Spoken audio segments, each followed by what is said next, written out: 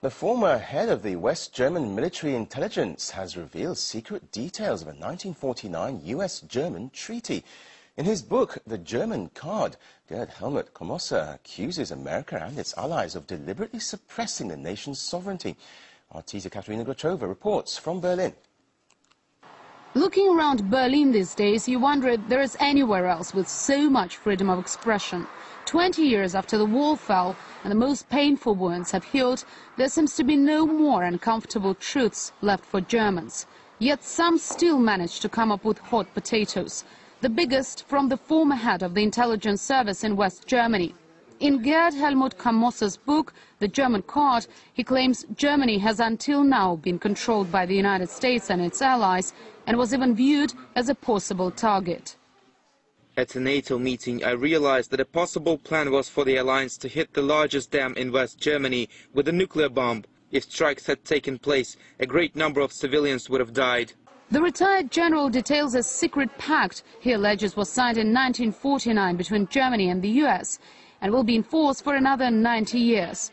Komossa says this secret agreement means that all political parties in Germany are supervised by a special Washington-based body, that the country's army takes part in all NATO missions at first demand, and that all German gold reserves are stored in New York. For some, though, the content of the book is nothing new.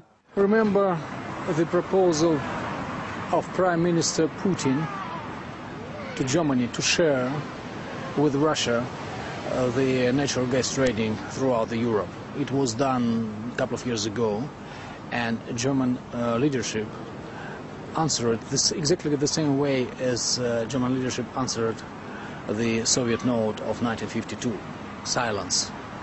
But what is the reason for Germany not to participate in such a lucrative business as a natural gas trading throughout Europe through German network?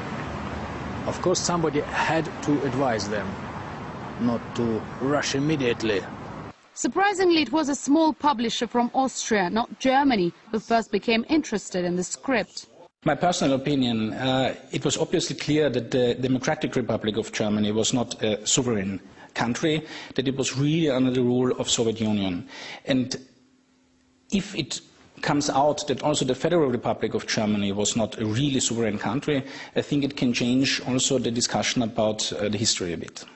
Reviews by the first readers quickly turned into heated debates on German television.